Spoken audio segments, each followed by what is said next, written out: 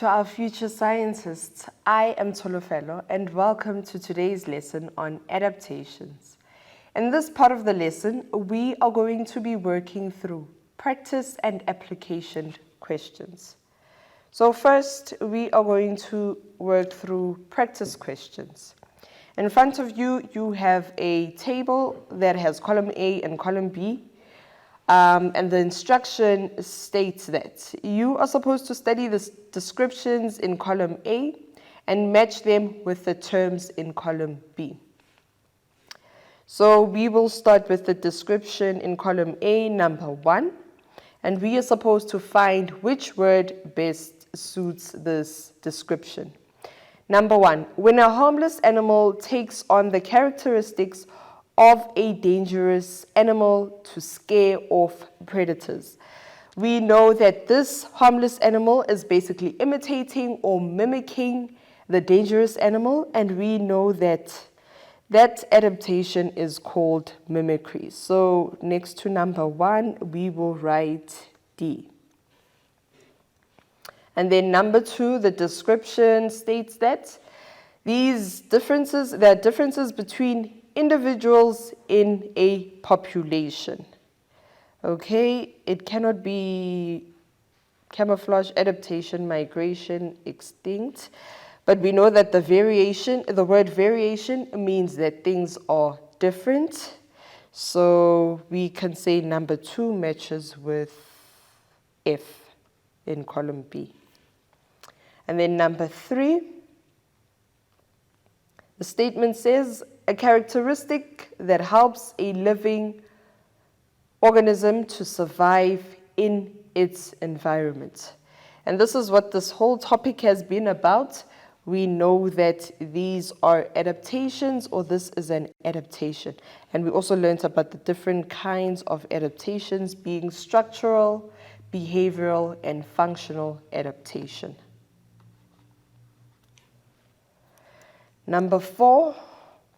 Okay, when an animal or a group of animals move, the keyword there is move, between different areas at different times or periods.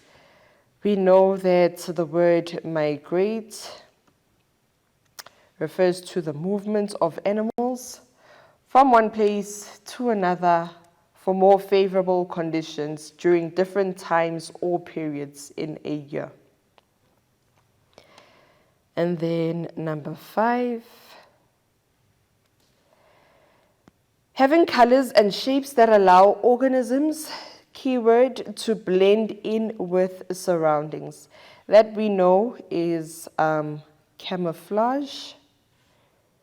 And we also know that both the prey and the predator are able to camouflage themselves. And then lastly, number 6, when a specific species is no longer existing, we know that that is extinct.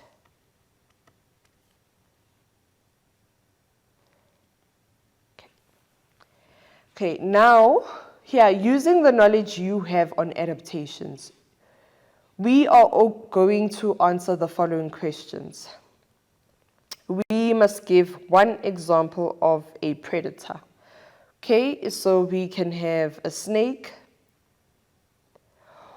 or whenever you think about predators, most predators are carnivores, so you can think of a lion, a tiger, a cheetah. So yeah, but we will be focusing on a snake. Second question asks us, how is the above mentioned predator adapted to being a good predator? Okay, snakes have infrared vision to see the body of prey from a distance. So snakes are able to see the bodies of their prey from a distance.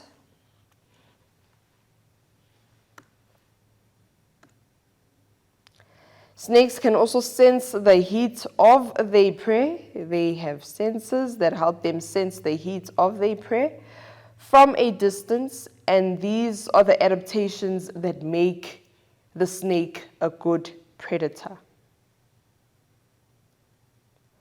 Then third question, describe the adaptation shared by camels and polar bears.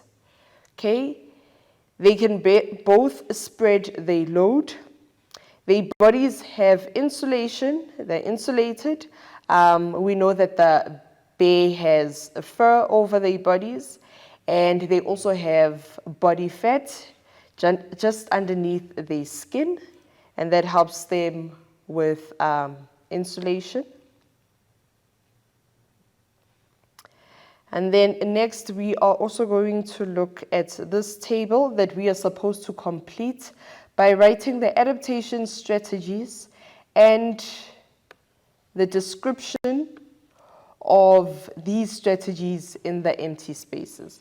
So here we have a fox that is sitting or is blended within the environment of leaves. We know that when an animal is blended within the environment, we will say that it is camouflaged. So there, by adaptation strategy, we can write camouflage.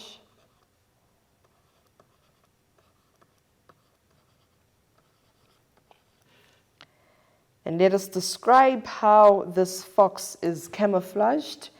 The fox's predator or color blends with the leaves.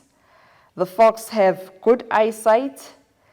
They run very fast. They also have strong teeth and claws to tear through the meat of their prey.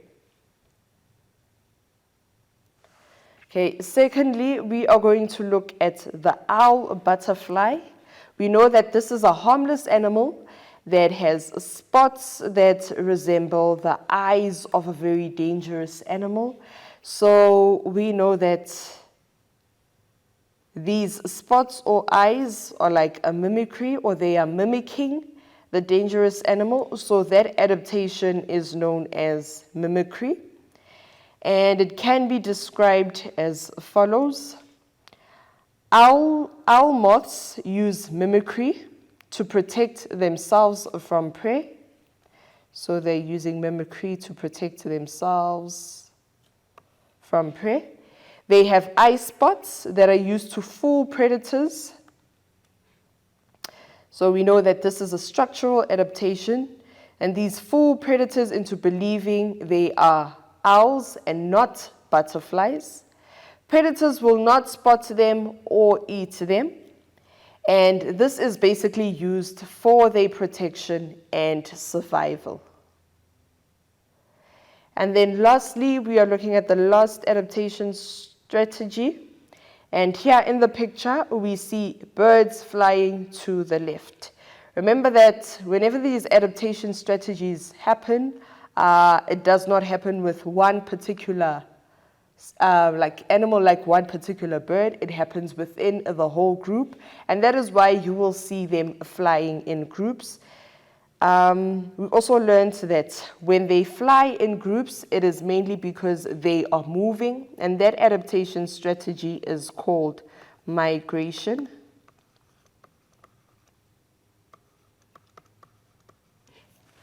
Description of adaptation strategy. We can say that the birds fly in groups. In a particular period or time of the year.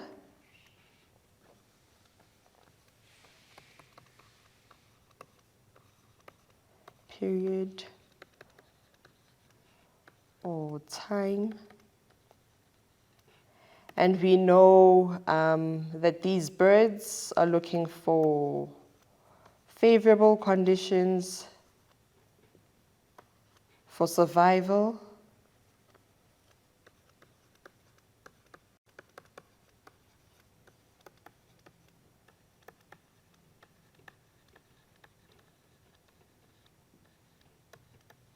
Favorable conditions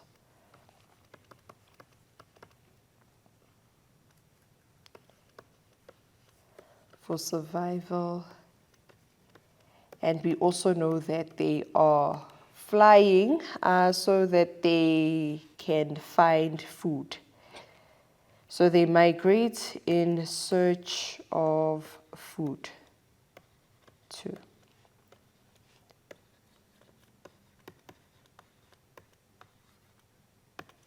Okay, so now that we have completed our practice questions, we will take a short ad break and we will see you soon.